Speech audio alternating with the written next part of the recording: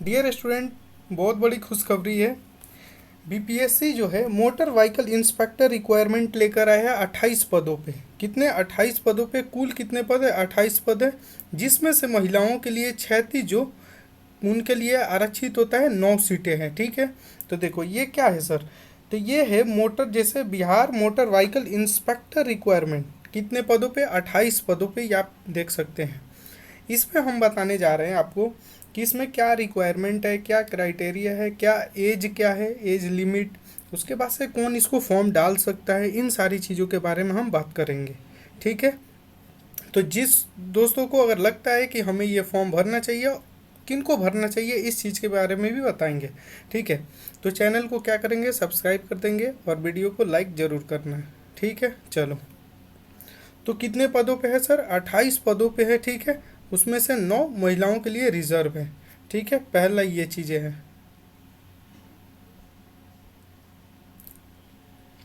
Second, सभी दोस्त सोचते हैं हमेशा के लिए क्या, पहले वेतन बताओ क्या है। चलो वेतन के बारे में हम जानते हैं।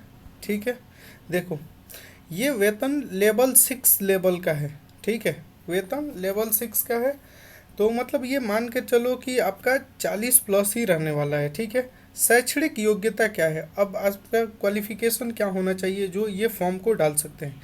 किसी मान्यता प्राप्त बोर्ड से 10वीं कक्षा पास हो। ठीक है, केंद्र सरकार या राज्य सरकार द्वारा मान्यता प्राप्त किसी संस्था के द्वारा प्रदान की गई, यहाँ पे देखो, प्रदान की गई ऑटोमोबाइल इंजीनियरिंग में डिप्लोमा 3 वर्ष का हो। अगर आपने ऑटोमोबाइल में डिप्लोमा 3 साल के लिए किए हैं तो आप इसको भर सकते हैं। ठीक है, यांत्रिकी इंजीनियरिंग में डिप्लोमा 3 वर्ष का होना चाहिए। तीसरा क्या है, गियर वाली मोटरसाइकिल और हल्के मोटर यान चलाने के लिए अधिकृत चालान, मतलब ड्राइविंग लाइसेंस की धारण करना है। आपको ड्राइविंग लाइसेंस भी आपके पास होना चाहिए। ठीक है,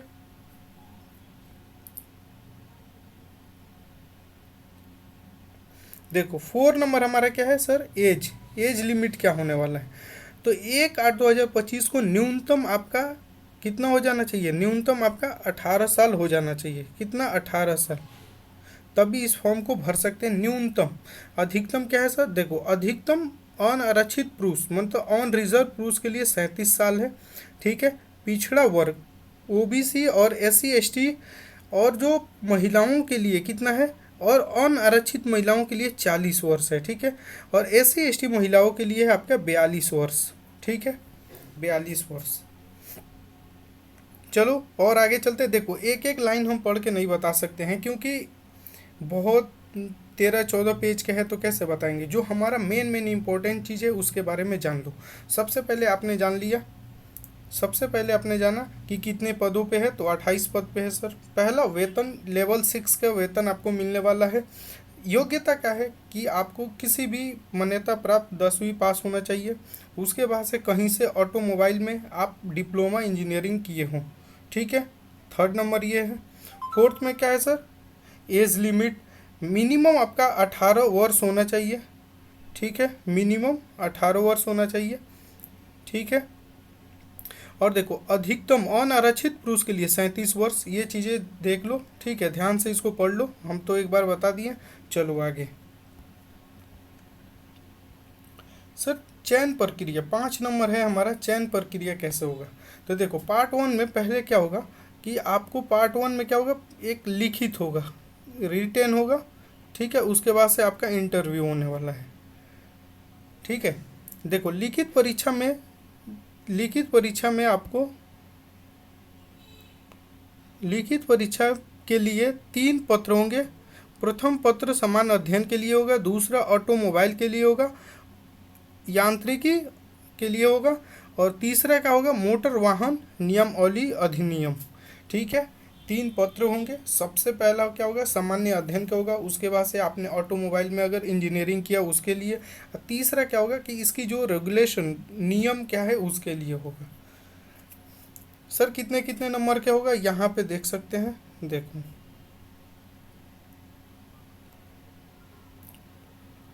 प्रथम हमारा जो है इसमें क्या है, कितने 100 नंबर का होगा, ठीक है। 100 नंबर कितने घंटे, 2 घंटे चलेंगे ये, ठीक है।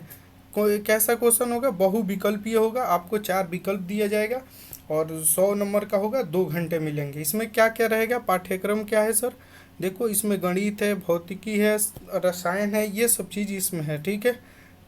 पंचवर्षीय योजना पढ़ना है और जो आपका करंट अफेयर्स है, ये सारी चीज़ों को पढ़ना है। सेकंड पेपर में क्या है, तो ऑटोमोबाइल अथवा यांत्रिकी अभियंत्रण अभ्यर्थी किसी एक विषय को चयन करेंगे। आपके किसी भी, देखो ये तो सबके लिए सामान्य है, ये तो देना ही है। इसमें से आपको किसी एक को चुनना है, वो भी कितना 100 नंबर का होगा, 2 घंटे के लिए होगा। ये भी क्या होगा, बहुविकल्पीय होगा, ठीक है। इस प्रश्न पत्र का पाठ्यक्रम वही होगा जो बिहार राज्य तकनीकी शिक्षा परिषद द्वारा क्रमशः ऑटोमोबाइल अभियंत्रण डिप्लोमा या यांत्रिकी अभियंत्रण डिप्लोमा हेतु जो निर्धारित किया गया है, ठीक है। चलो थर्ड नंबर में क्या होगा, तृतीय पत्र जो है उसमें क्या होगा, मोटर वाहन नियमावली अधिनियम, जो हमारा मोटर रेगुलेशन एक्ट है उसके द्वारा, उसके लिए होगा। ये भी होगा 100 नंबर, 2 घंटे के लिए, बहुविकल्पीय होगा, ठीक है। जो बिहार सरकार के नियम है 1992, ठीक है, मोटर वाहन 1988 और केंद्रीय वाहन 1989 नियम के तहत इसमें क्वेश्चन पूछे जाएंगे, ठीक है। चलो अब अपने 5 नंबर की तरफ चलते हैं। यहाँ पे एक बार नोट में देख लो, उपयुक्त पत्र में प्रथम और तृतीय पत्र सभी अभ्यर्थियों के लिए समान होंगे, ये देख लो। पेपर 1 और आपका थर्ड ये सभी के लिए समान होगा।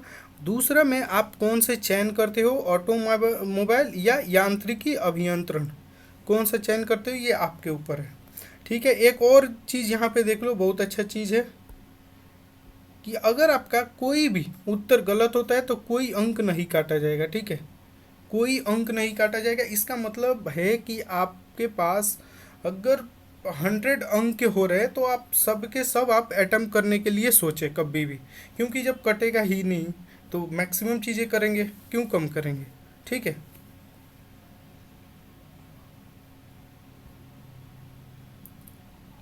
देखो उसके बाद से इंटरव्यू के लिए देखो, इंटरव्यू के लिए देखो यहाँ पे अनारक्षित को 40% लाना है, ठीक है, ठीक है। 40% कितना लाए, ऑन रिजर्व को 40% लाना है। उसके बाद से पिछड़ा वर्ग के लिए 36.5% लाना है, ठीक है। अति पिछड़ा वर्ग के लिए 34% लाना है। एवं जो देखो एसी एस टी एवं महिलाओं के लिए कितना लाना है, 32% लाना है। इस चीज़ को याद रखना। ये हमारा 40% अनारक्षित के लिए है, 40%। यहाँ पे ओबीसी के लिए 36.5%, और ये देखो SC ST के लिए कितना है, 34% है। और देखो महिलाओं के लिए, अगर SC ST अगर महिला है तो उसको कितना लाना है, यहाँ पे 32%, ठीक है, 32% लाना है।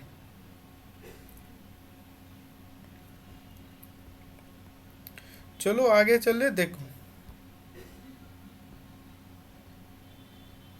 आप क्या करेंगे, आराम से इसको एक एक लाइन अगर पढ़ना चाहते हो तो पढ़ सकते हो, ठीक है। जो चीज़ें हैं मोटा मोटा उसको हम बता दे रहे हैं। अगर आपको लगता है कुछ कन्फ्यूज़न तो आप पढ़ेंगे नोटिस को ध्यान से। ऑनलाइन आवेदन करना है आपको, ठीक है, इसको ऑनलाइन आवेदन करना है।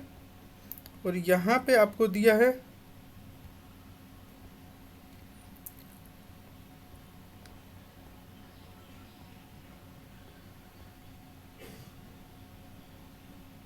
देखो फॉर्म कब से भरा जाएगा, तो ये फॉर्म भरा जाएगा 10/6/2025, मतलब फॉर्म अभी भरना है, इसको स्टार्ट हो गया। और ये देखो 3/7/2025 तक फॉर्म भरा जाएगा। उसके बाद से फॉर्म नहीं भरा जाएगा। यहाँ पे OTR आपको करना होगा। ये आपका रहा नोटिस मोटा मोटा। अगर आप चाहते हो तो या आप क्या कर सकते हो, थोड़ा बहुत पढ़ सकते हो जो आपको लगे नीड है उसके लिए, क्योंकि हम एक एक लाइन पढ़ के नहीं बता सकते हैं ना। तो चलिए दोस्तों, बताइएगा वीडियो कैसा लगा। और आज के लिए इतना ही, थैंक यू। अगर जो भी दोस्त इस वीडियो पे चाहते हैं कि चैनल पे आप नए हैं तो सब्सक्राइब कर लो, क्योंकि यहाँ पे बीपीएससी के रिलेटेड और बिहार में जो भी एग्ज़ाम है उसके रिलेटेड कंटेंट यहाँ प्रोवाइड किए जाते हैं। Thank you to all of you, thank you.